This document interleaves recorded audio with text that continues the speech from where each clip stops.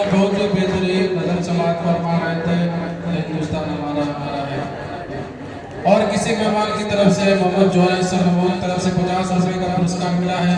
आए अपना इनाम हासिल करें। मोहम्मद नौमान अब यौम आज़ादी की मुनासिबत से तकरीर पेश करने के लिए मैं मोहम्मद एहतशाम को दावत देता हूँ कि वो आए और यौम आज़ादी की मुनासिबत से अपने तकरीर को हम सबके सामने समाअत फरमाएं।